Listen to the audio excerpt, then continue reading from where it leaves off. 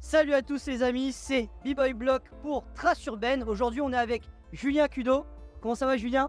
Salut mon pote, ça va nickel. Nice. Bah aujourd'hui, petite interview avec toi. Je vais te poser quelques petites questions très simples. Bon, je pense que les gens qui nous suivent, ils te connaissent, mais pour la forme, juste te demander, bah voilà, te présenter, qui tu es, d'où tu viens, quel sport tu fais, combien de temps tu fais tout ça. Ok, Explique-nous un petit peu. ok, bah en bref, je m'appelle Julien Kudo, je Yes. suis originaire de Paris en métropole, Yes. j'ai 30 ans, Yes. 31 ans aujourd'hui. Ah, mais bon anniversaire. Eh, les du mois d'avril comme moi c'était hier. Yes, c'est vrai? Ouais, de ouf. C'est-à-dire Bélier. Exact. Et voilà, j'ai commencé le roller vers 6-7 ans, ouais 6-7 ans direct avec un skatepark. Nice. C'est vrai qu'on est agressif alors. Ouais, direct en skatepark agressif, ouais. Et du coup à l'époque il y avait le plus grand skatepark d'Europe en banlieue parisienne, Yes. pas loin de où je vivais. Donc j'ai commencé dans ce contexte-là qui était un peu le meilleur contexte pour Ouais, faut débuter. débuter, et puis ouais, c'était le début de la suite logique en fait qu'a suivi, parce que voilà, c'était le plus grand skatepark d'Europe, donc il y avait toutes les compétitions sur place. Yes. Donc du coup j'ai commencé direct avec les rampes, le skatepark, et au bout de 1 an, 2 ans, je faisais les championnats de France direct dans les petites catégories, poussin, benjamin, etc. Génial. Donc voilà, voilà pour le début. Ça tapait déjà les compètes au final. Vers, je pense 9 ans, 9-10 ans les premières. Ok. Et voilà, après je passe pro à 13 ans, Ok. en gagnant les championnats du monde amateur aux États-Unis. Yes. Génial. Et voilà, après à partir de là, j'ai commencé à faire toutes les compétitions en pro, voyager pour les compètes et les démos dans le monde, avec un intérêt grandissant pour le street, Ouais. donc la pratique dans la rue, faire des vidéos et tout ça pour faire comme les pros que je voyais à l'époque, Yes. principalement des Américains. Yes. Et voilà, après j'ai passé un diplôme il y a quelques années quand j'étais blessé, j'en ai profité pour passer un diplôme de CQP, d'éducateur sportif en roller. Génial.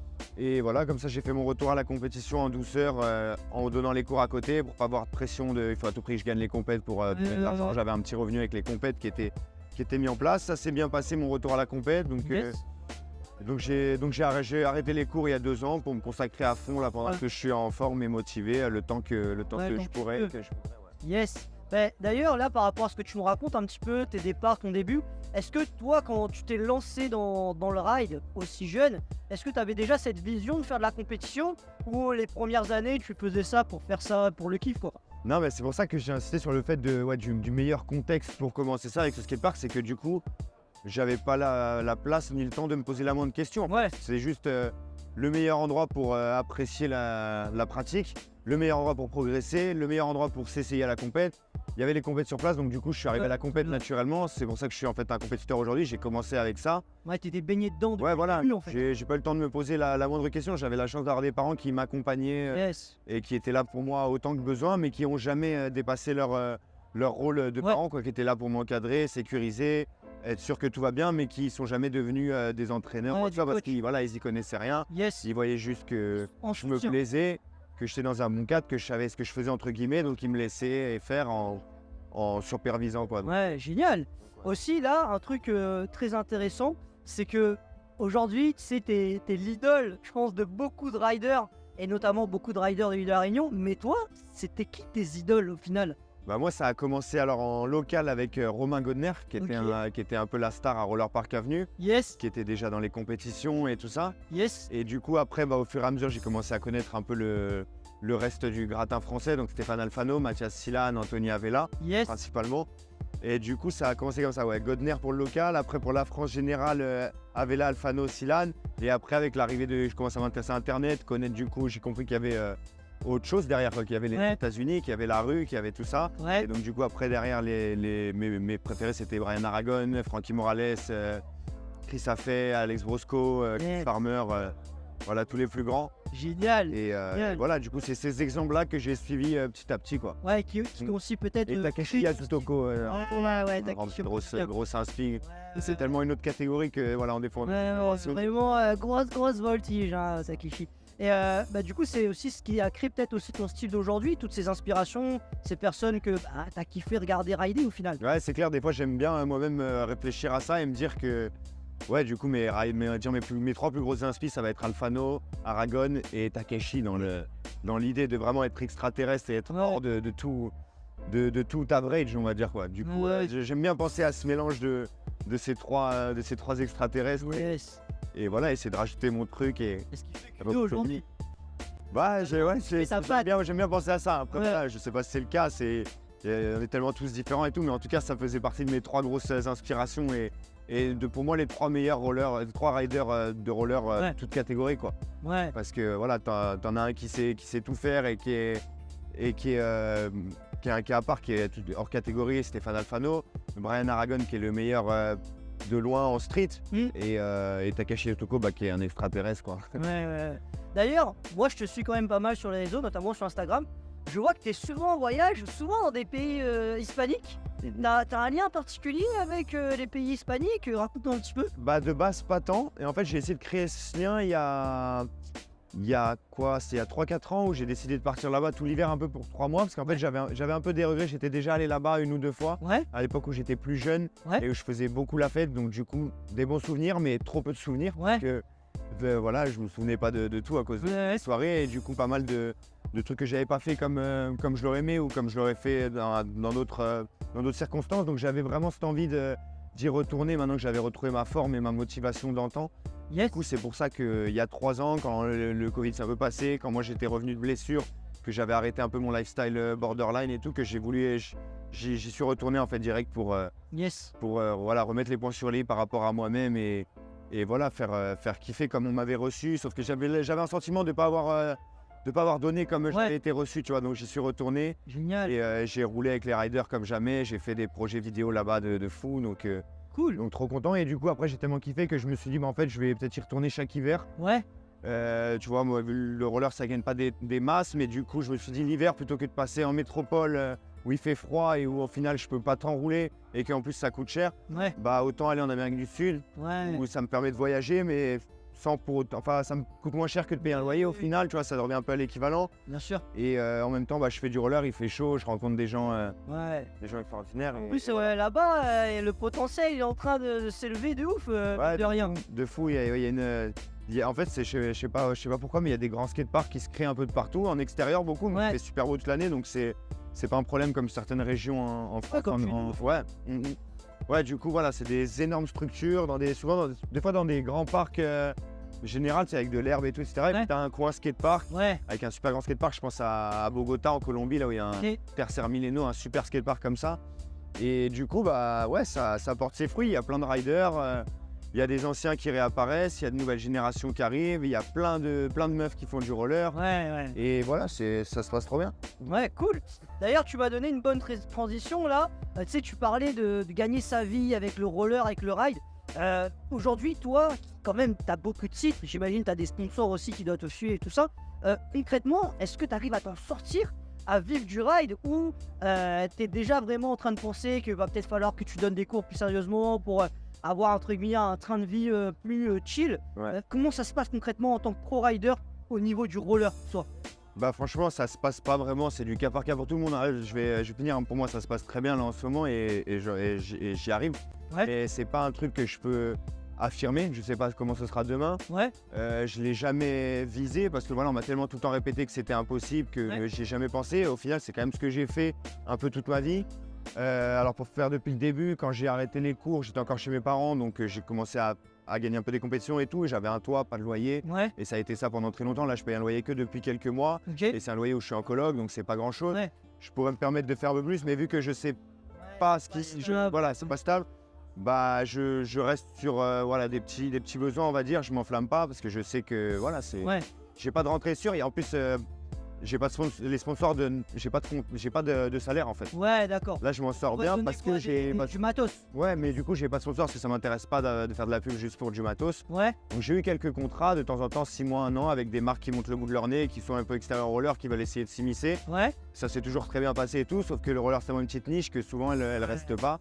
Ça. Et les marques de roller elles-mêmes, elles gagnent pas assez, ou alors Ouais. elles gèrent mal, ou en tout cas elles ont pas de Le quoi. marché, il est font pas de- complexe. ouais, ils font Mais, pas de salaire. mais c'est vraiment intéressant ce que tu dis, parce que nous, là, en ce moment, à La Réunion, et on avait fait justement une émission avec Casque d'Or, Alex, qui est juste derrière les caméras. Je savais que c'était Patrice. On avait vu justement ce côté que c'est complexe de dégager des revenus chez nous au niveau du roller. Bah, Et on se disait, mais qu'est-ce qui se passe? Est-ce que c'est comme ça là-bas?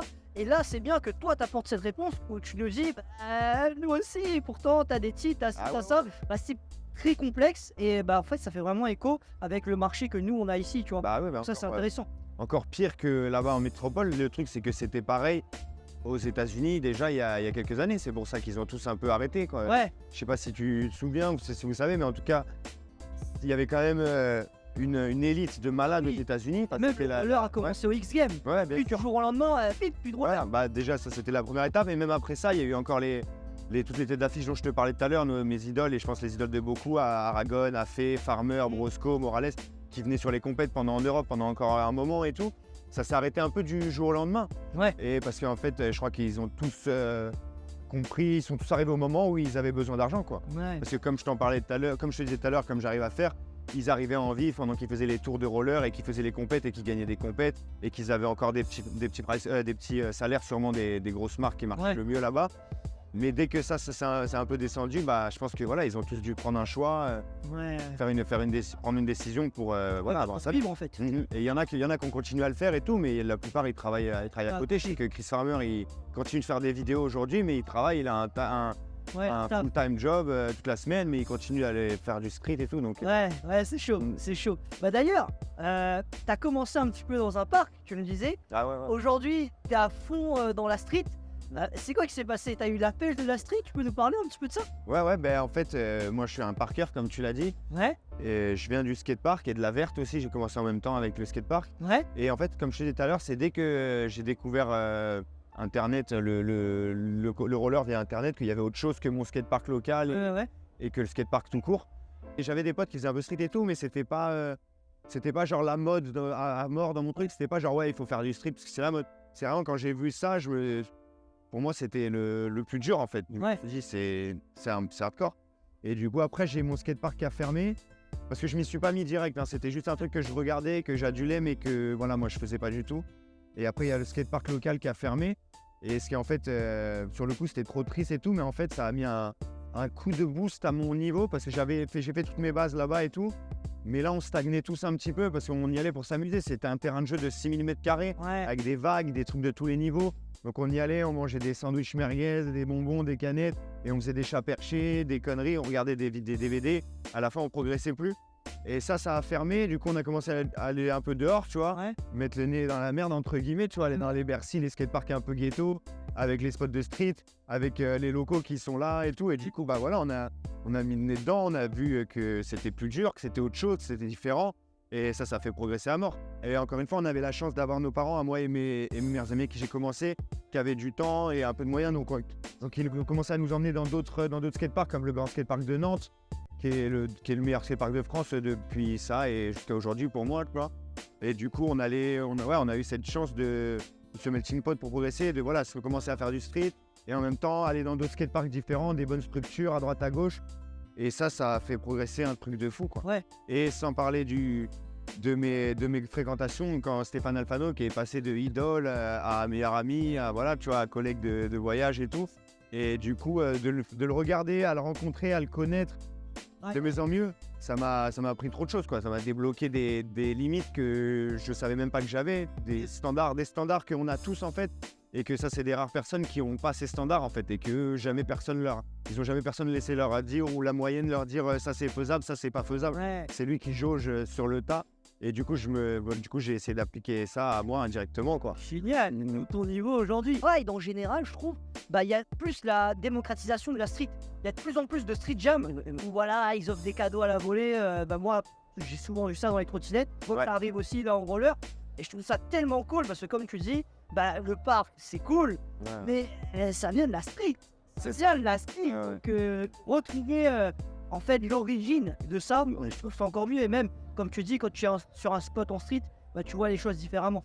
Ah, je pense même là, quand tu traînes peut-être à la Réunion, quand tu trouves partout, tu te dis, ouah putain, peut-être que ça peut être un beau spot. Bah ouais, tu Donc, connais vois les choses différemment, tu vois. connais le syndrome du rider. On regarde Ouais. tout le temps, et on se fait des plans sur la comète. Et ouais, moi en fait, c'est devenu un truc important quand je me suis dit qu'en fait c'était ça l'essence du truc, quoi. Alors que moi, c'est comme tu dis, c'est pas spécialement ça a commencé par ça, parce que moi j'ai pas commencé par ça, donc ça à la rigueur, tu vois, je pourrais pourrais m'en foutre. C'est juste, je me suis dit, en fait, moi, c'est quoi mon but? Je suis un compétiteur. Moi, je veux repousser mes limites. Je veux être le meilleur. Je veux être meilleur que moi-même tous les jours. Je veux faire mieux que tout ce que j'ai pu voir en vidéo et tout.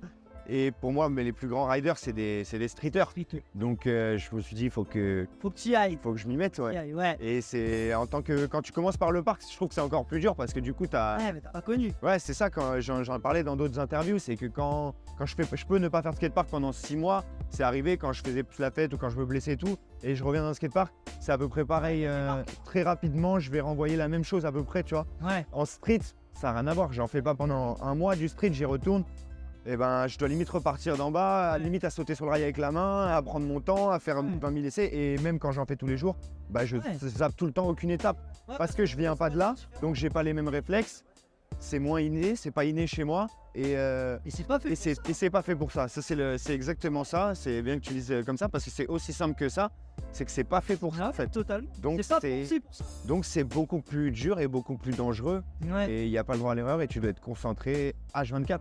En skatepark, je suis concentré, mais il y a un moment où je laisse un peu aller mon instinct, quoi. Et puis j'y vais, tu vois. Une fois que je suis replaque, c'est bon, j'essaye de me concentrer sur être propre, on va dire. Tandis qu'en street, t'es là, tu te concentres sur rester debout. Et pas de prendre un caillou ou zipper parce que le sol il est différent, t'avais pas vu, ou de prendre quelqu'un, ou une voiture, ou autre chose. Donc c'est la différence, c'est que c'est pas fait pour ça, simplement. En ce moment, tu as un beau projet, un film. Là, c'est un petit peu ton actu. Tu peux nous parler justement de tout ça? Ouais, bah là, je crois que tu parles de Foot Moon. Ouais. Donc, qui est la traduction de Pied Lune en gros. Et ça, c'est mon pote qui a réalisé le film, qui avait tenu à l'appeler comme ça. Et évidemment, moi, Pied Lune, ça me tient à cœur. Rien que ce nom, je l'adore. C'est faire un backflip en fait en avançant. Vous connaissez pas? Ouais. Et du coup, ce projet, en fait, il vient de lui intégralement. C'est son idée, c'est sa réa entièrement. Yes. Et voilà, du coup, moi, j'ai juste Vincent Romain, Tigrou. Big up. Ouais. Pour les gens qui connaissent, c'est un ancien très bon street. Il street d'ailleurs toujours très bien. Okay. Et c'est un puriste de la rue, lui, un vrai streeter. Je sais qu'il habitait à Lyon, je sais plus s'il est originaire de Lyon de base, mais voilà, c'est un Français qui habite au Mexique. Yes. Et du coup, moi, je le connaissais de nom et de réputation parce que voilà, j'avais un grand respect pour tous les mecs forts. Et encore plus en street, quoi, parce que c'était pas ma spécialité. Ouais. Du coup, je connaissais bien le bonhomme de réputation, puis on s'était croisés un peu. Et depuis il est passé en France il y a 2 ans. Et en gros, il m'a fait part de ce projet-là. Et je lui ai dit, écoute, moi je te promets rien, mais j'ai pour projet d'aller en Amérique du Sud bientôt. Donc si on arrive à coïncider, bah, je reste avec toi un peu et on le fait. Et après, les choses sont super bien faites. Je devais rester, j'avais les championnats du monde en Argentine. Je devais commencer mon trip. Comme je te disais, j'essayais de rester en Amérique du Sud 3 mois chaque hiver. Et du coup, bah là, ma raison d'y aller, c'était les championnats du monde en Argentine. Et après, je voulais rester 3 mois. Et donc, commencer par l'Argentine. Sauf que 3 semaines, 1 mois avant, j'ai un de mes meilleurs amis de Dallas qui m'appelle et qui me dit, j'organise une compétition à Dallas via mon skate shop que j'ai ouvert. Vas-y, je te fais venir. Et j'ai dit, ok, super, bon, bah, je change mes plans. Et après Dallas, bah, je vais au Mexique, qui est juste à côté. Et comme ça, je pars pour ce projet-là. C'est ça. Et du coup, je lui dis, bon, bah, c'est bon, je vais au Mexique. Et j'arrive là-bas. En plus, je venais de faire les 2 compètes, Dallas, championnat du monde et la compète à Dallas. À Dallas, j'arrive à filmer une vidéo en 1 semaine en street. Donc, je suis super content. J'arrive au Mexique, rejoindre Alfano et Tiger. En mode, bon, on va faire le projet, mais j'y vais en mode détente, tu vois. Genre, ça va être des vacances, il va filmer ce qu'il veut, et puis voilà. Et sauf que, je me prends au jeu très rapidement. Je filme 2-3 bons clips dans la rue. Et moi, en fait, dès que je filme un bon clip de street, eh ben, je veux direct faire une part. Je veux que ce clip, je veux pas le poster. Je veux dire, ah, putain, il faut que ce clip, il faut qu'il soit au milieu. Tu vois, genre, il faut qu'il soit au milieu d'une part avec que des tricks de ouf. Et du coup, bah, c'est ce qui se passe. Et du coup, bah, là, ça part en 1 mois de street intensif. Et voilà. Et après, il fait le travail, 6 mois, 1 an de montage. Et là, ça fait 3-4 mois que c'est en vente. Là, en plus, en ce moment, c'est en promotion à 50%. Donc, il y a le lien sur ma page Instagram. Okay. Sinon, c'est simple, c'est www.footmoon.com. Ok. Et voilà, c'est super simple. Après, c'est en digital. Génial. Il n'y a même pas besoin de télécharger et tout. Au début, j'étais un peu frileux. Moi, j'aime bien que les gens ils aient un produit à télécharger et tout. Mais il m'a dit non, je vais faire comme ça, c'est plus simple et tout. Et au final, on n'a eu que des bons retours. Parce que les mecs, ils n'ont même pas besoin de télécharger. Ils peuvent faire le truc direct sur leur téléphone. Une fois que tu as payé, tu reçois un mail avec un lien streaming. Et le lien, il est toujours. Il est immortel. Là, moi, je peux en témoigner parce que hier j'ai montré la vidéo à Patrice et à Alexandre et son père. Et du coup, je suis allé, parce que j'ai pas la vidéo sur mon ordi, donc je me suis dit, ah bah, moi j'avais fait un test, je l'avais acheté moi-même quand c'est sorti. Donc je suis retourné la trouver dans mes mails et nickel, ça m'amène au truc. Après, tu as 26 minutes de vidéo en streaming avec les sous-titres HD. Et voilà, et tu as 2 autres vidéos streaming en cadeau avec. Génial. Une de Alphano et une de Tiger, le Ouais. réalisateur. Ce sera dans la description en lien. Et dans ma bio, il y a aussi du coup un autre projet qui est un peu plus récent et qui est en ce moment même en vente. Ouais. Là, j'ai fini de faire un peu la promo pour Footmoon. Je vais attaquer la promo là, dans les semaines à venir. C'est Hommage. Ok. C'est un truc que j'ai réalisé avec Diego Guillou, qui est un de mes meilleurs amis Yes. et un des meilleurs riders au monde pour moi. Que j'ai toujours eu une admiration de fou pour ce rider Yes. et pour la personne qui est devenue un de mes meilleurs amis. Et du coup, on a eu l'occasion de filmer une part de street. Enfin, pas une part de street, un documentaire en fait sur le street avec 2 parts de street dedans. Génial. Et voilà, du coup, je suis trop content d'avoir réalisé ce projet avec lui, par Mihai Vol, qui est aussi un putain de rider, qui était sponsor Razer à l'époque, Ouais. et originaire de Roumanie, qui habite en Suisse, du coup, avec Diego, et voilà. Yes. Bon, Qui génial. est pareil dans ma bio. Cool. On J'arrête mettra avec tout la ça aussi dans la description pour ceux que ça intéresse. Est-ce que tu as peut-être un petit message pour la jeunesse? Parce que voilà, mine de rien, nous on voit qu'à La Réunion il y a de plus en plus d'entrain pour le roller agressif. Je pense que ça doit être un petit peu pareil aussi dans le monde. Moi j'ai vu notamment là pas mal de youtubeurs qui se relancent. Je pense par exemple à Missito qui fait pas mal de vidéos là dans la jeunesse sur YouTube. Est-ce que tu as un message pour eux, un conseil, ceux qui voudraient se lancer, ceux qui sont plus jeunes, qui se sont déjà lancés, qui pourraient leur dire? Bah franchement, ça paraît con, mais juste faites comme vous le sentez, faites comme vous kiffez, faites le nécessaire pour ce dont vous avez envie, en fait, pour arriver là où vous voulez, faites le pour et le contre de ce qui vaut la peine, ce qui vaut moins la peine, et voilà, donnez-vous les moyens de le réussir, sans trop de stress, quoi. Si aujourd'hui vous avez envie de faire un truc, faites-le, si demain c'est moins le cas, bah c'est pas grave, faites-le moins, ça reviendra, ça doit revenir. Roulez comme vous l'entendez, le plus important c'est de se faire plaisir. Exactement. Et voilà, moi je me suis jamais... Enfin, bon là je viens de parler d'objectifs, de trucs que je vis, et là je vais te dire que je me suis jamais mis d'objectifs. Mais en fait c'est un peu contradictoire, mais je me suis jamais entraîné. Ouais. J'ai juste toujours roulé au degré que j'avais envie de rouler, ce qui veut dire quasiment tout le temps, parce que j'avais une envie débordante. Ouais. Mais je suis jamais allé m'entraîner. Je m'entraîne depuis 2 ans à faire du workout à côté, parce que voilà, j'ai des besoins de plus en plus conséquents pour ce que je veux faire. Je sais que je fais des trucs de plus en plus dangereux, j'ai envie d'intensifier de plus en plus ma pratique. Donc forcément, voilà, il y a un truc qui... Oui, et le temps qui passe, donc il y a un truc qui va avec, c'est que voilà, il faut que le corps y suive un petit peu. Ouais. Mais pour te dire, avant ça, bah non, je faisais que rouler, et ça suffisait.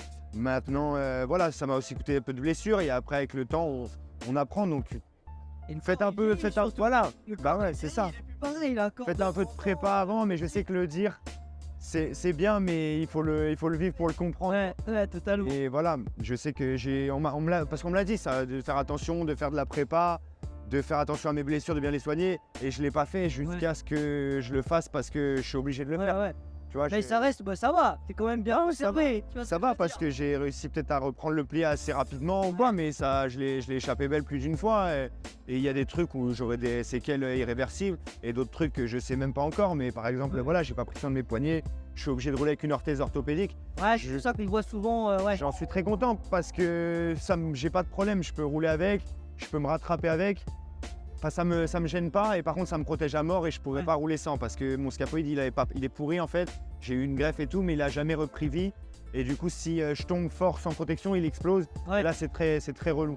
Donc moi je me plains pas, mais voilà, il y a quand même des répercussions et des trucs qu'on peut pas trop rattraper. Mais voilà, j'ai essayé d'en prendre compte quand je me suis fait les ligaments croisés. Je me suis fait les ligaments croisés quand j'étais déjà plus dans un mode de vie plus relax, plus modéré, plus intelligent, on va dire, plus réfléchi. Du coup, j'ai vraiment fait des trucs sérieux, 1 an de rééduc, j'ai pris mon temps, j'ai vraiment pris mon temps. Je fais encore du renfort aujourd'hui spécifique pour ça. Yes. Et voilà, mais je l'aurais pas fait si ça avait été ma première blessure, et aujourd'hui j'en paierais le prix. Donc voilà, je suis content que ce soit passé dans cet ordre-là. Et voilà. Voilà. Kudo, il vous dit, les jeunes, kiffez et faites attention à votre corps. Ouais. Honnêtement, merci Julien pour cette magnifique interview. Nous, on se dit qu'on se retrouve sur tes réseaux. Tous les liens seront dans la description. Encore une fois, merci. C'était B-Boy Block et Julien Kudo pour Trace Urbaine. Salut les gars. Big up, C'est moi. Au plaisir, Allez, mec. Au top. merci. De rien. On est bon. Merci Julien, au top. Ouais, c'était cool. Au top.